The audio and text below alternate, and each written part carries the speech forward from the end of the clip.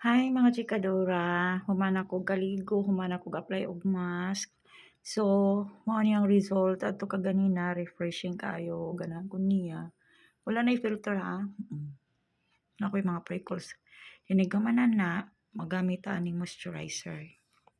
Di lang na ako isulti og unsa ang brand.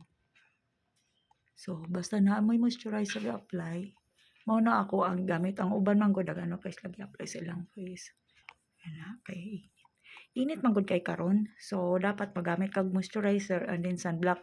Ako di kay ko mogamit og foundation basta init ang panahon labi na mulakaw ko.